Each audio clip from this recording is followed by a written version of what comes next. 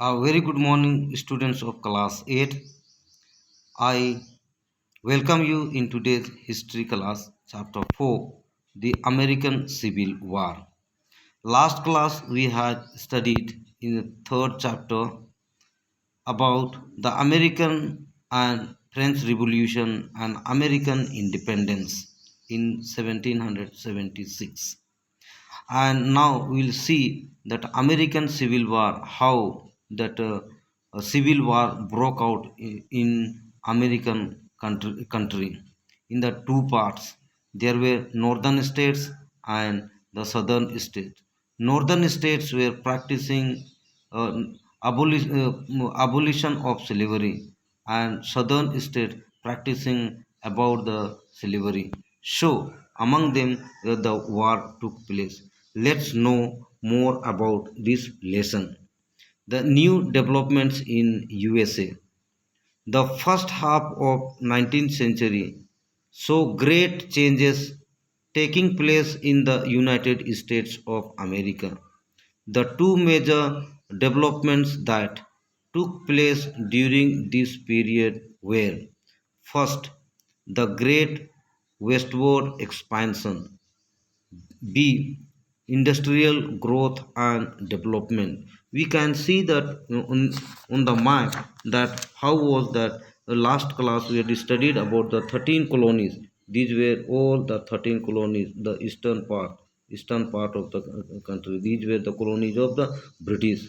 Now you are seeing that northern part means this area that near the lakes, so these five lakes, this northern part, this area were fully developed because coal mines and iron ore mines were, and that shipbuilding and manufacturing were taking place. So this northern area there were abolitions of slavery were practicing, and the southern part, this area we see there the plantations takes place of the sugar and cotton plantation. So the people here require the labors. So the southern area they were practicing the slavery. So between that abolition of the slavery and practicing of keeping of the slavery, these kind of the two that different ideology brought tension in America.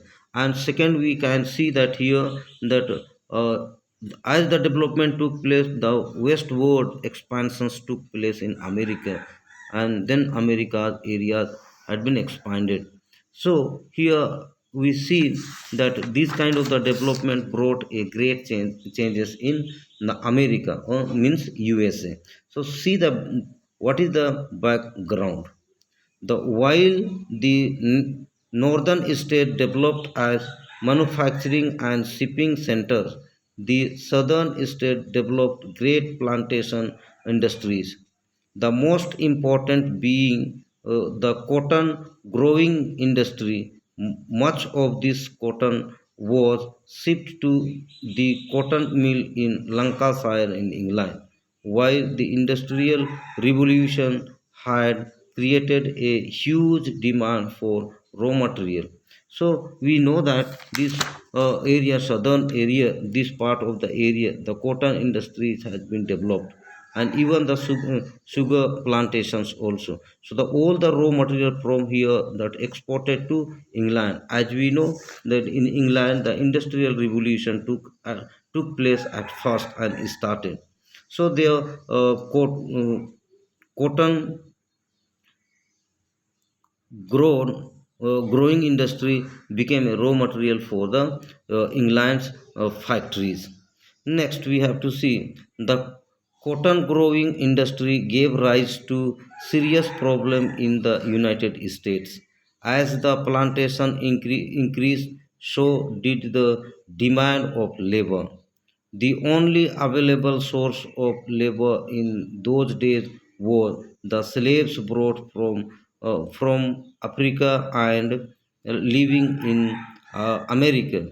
The issue of slavery would eventually turn into an explosive problem that would threaten the very existence of the American Union. Means American Union means all the states, independent states together joined and became a USA. These all. So now here there was a conflict taking place, that here they are required that for laborers to work into the plantation. So the people slaves brought from Africa continent, and they lived in uh, America, that only given a great threat to the American Union. By the middle of the 19th century, slavery had been abolished throughout the British Empire. Perceptions of slavery also changed in other countries, where it was now looked upon as an evil. An anti slavery movement began in northern states of America, demanding abolition of slavery in the United States of America. Means northern part of the American, this industrial area, they had completely condemned about the practicing of keeping slavery. Means they had abolished completely, because they were not wanted to a slave labors. The industrialized northern states did not need slave labor in their industries, and on the whole did not approve of slavery. The southern states, on the other hand, claimed that they needed slaves for their cotton and sugar plantation. Thus, slaves who provided cheap labor were considered as necessity in the predominantly agricultural southern states. The Southerners were often needlessly cruel and harsh in their treatment of slaves. This outraged many Northerners, and the tension between the slave states of the South and the abolition states of the North began to grow. Means in the industries, they were using mostly the machines, so there were no need of the labor slaves. But in the South, the South states, their plantations were, so they require a labor. And this kind of the life they have seen, the Southerners, they are very cruel and give their slaves a hard treatment. So there were outrage took place between Northerners and the Southerns. We see in 1852 Harriet Beecher Stowe published her famous book Uncle Tom's Cabin, which highlighted and exposed the horrors of slavery and misery of the slaves. This book had a profound influence on the northern states, and their anti-slavery campaign began to gather momentum. The southern states threatened to secede or break away from the Union and uh, form a confederacy of their own. Means when the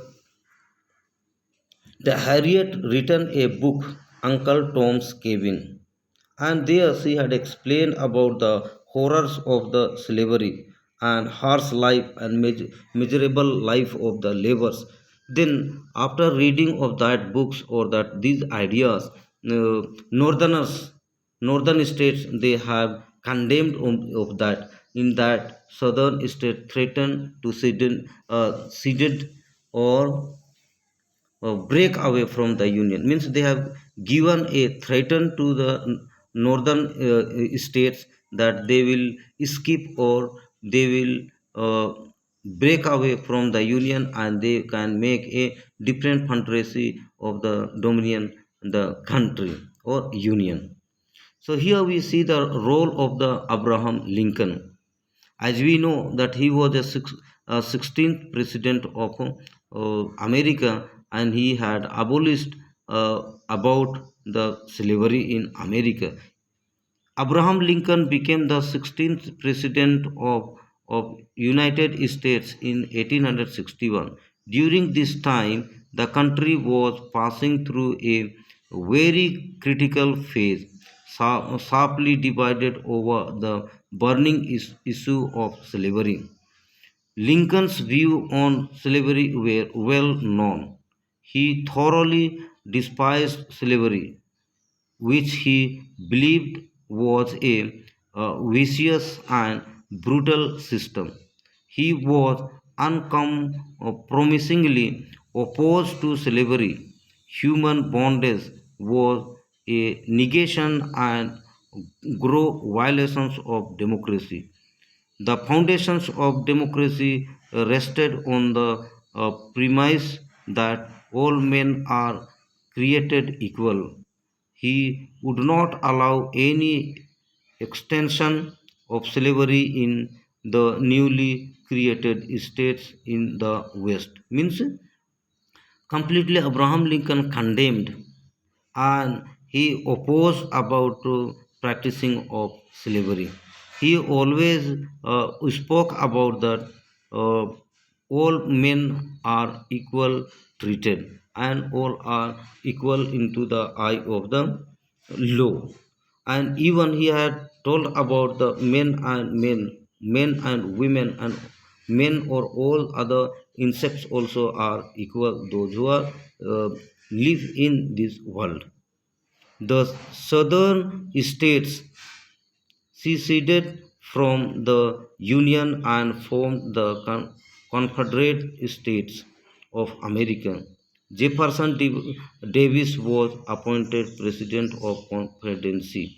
Means when the threatened opposing northern states were always opposing, and mostly that northern states and even the President of America, Abraham Lincoln also had opposed. So the southern states they had separated from the union, and then they had created a separate confederacy union.